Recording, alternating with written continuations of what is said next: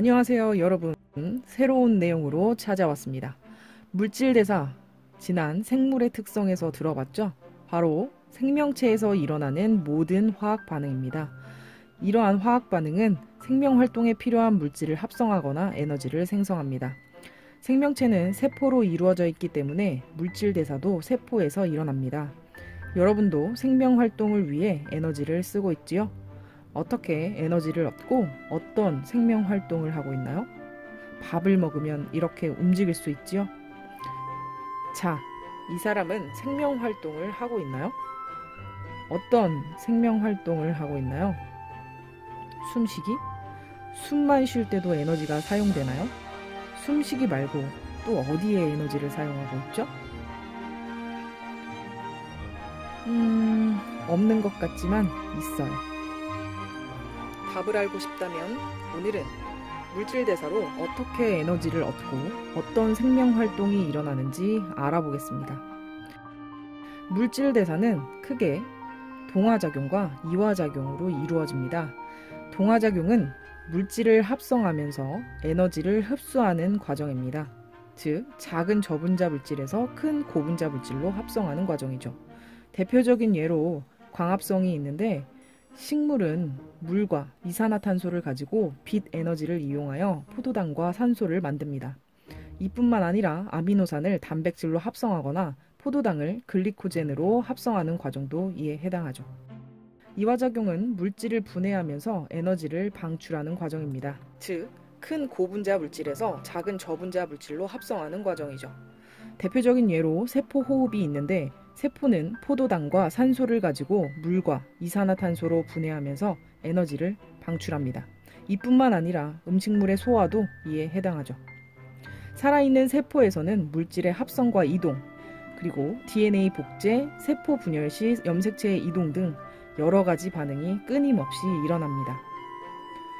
이렇게 다양한 일을 수행하려면 에너지가 필요하고 사람은 음식물을 섭취해서 필요한 에너지를 얻습니다. 섭취한 음식물은 소화, 흡수되어 혈관을 통해 각 세포로 운반되고 세포는 이러한 영양소를 미토콘드리아에서 분해하여 에너지를 얻습니다. 미토콘드리아는 세포마다 한 개씩 갖는 게 아니라 에너지가 많이 필요한 세포일수록 많이 갖고 있습니다. 우리 몸에서 에너지가 많이 필요한 세포는 어떤 것일까요? 바로 몸을 움직이는 근육세포입니다. 그래서 근육세포는 다른 세포와 달리 미토콘드리아를 많이 갖고 있습니다. 미토콘드리아의 세포호흡에 주로 이용되는 영양소는 포도당입니다. 이 포도당이 분해되면서 에너지의 일부는 ATP에 저장되고 열 에너지로 방출되어 체온 유지에 이용됩니다. 이런 과정은 한 방에 완전 분해되면 너무 많은 에너지가 방출되어 생물이 사용할 수 없고 다양한 에너지가 열로 손실됩니다. 따라서 생물은 포도당을 단계적으로 분해하여 방출되는 소량의 에너지를 ATP에 저장하고 열로 손실되는 에너지를 줄입니다. ATP는 아데노신 3포스페이트의 약자로 생물에서 주로 사용하는 에너지의 형태입니다. 아데닌 염기 옆에 있는 인산기 3개 중에 1개 또는 2개씩 떨어지면서 에너지가 방출되고 이러한 에너지는 생물체의 소리 내기, 정신활동, 체온 유지, 근육운동, 생장 등 다양한 생명활동에 사용됩니다. 자, 그럼 처음에 보았던 이 사람은 숨쉬기뿐만 아니라 정신활동 또는 체온 유지 등의 물질대사 결과물인 에너지를 사용하고 있습니다. 사실 에너지는 세포호흡뿐만 아니라 발효를 통해서도 얻습니다.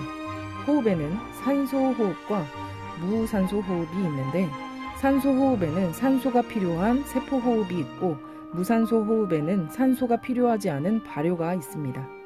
다시 발효는 젖산 발효와 에탄올 발효가 있는데 젖산 발효는 산소가 없는 경우 일부 세균이나 근육세포에서 일어납니다. 젖산은 몸에서 피로물질로서 소변이나 땀으로 배출되거나 다시 에너지원으로 사용됩니다.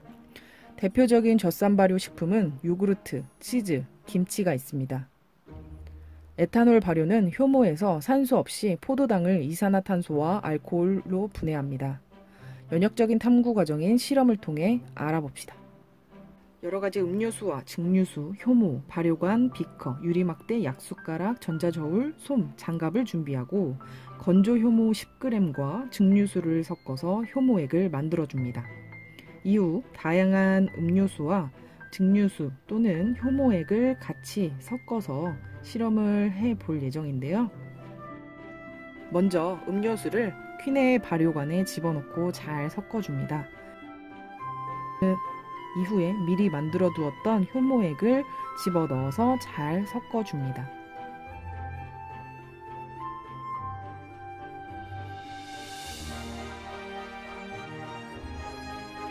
이후 발효관의 입구를 솜으로 막아서 산소의 이동이 없도록 합니다. 이때 주의할 점은 퀴네 발효관의 꼭대기 부분인 맹관부에 공기가 들어가지 않도록 해주는 겁니다. 실험 과정을 배속해서 보도록 하겠습니다. 맹관부의 변화가 보이시나요? 자세히 보면 증류수와 효모액을 섞은 발효관의 맹관부는 큰 변화가 없습니다. 이산화탄소가 발생하지 않은 걸 의미하고 당이 없어서 효모가 당을 분해하지 못한 겁니다. 그런데 음료수 B를 섞은 발효관은 맹관부에 이산화탄소로 가득 찬 것을 볼 수 있습니다. 이는 음료수 B에 당이 많이 있어서 효모가 이를 많이 분해했기 때문입니다.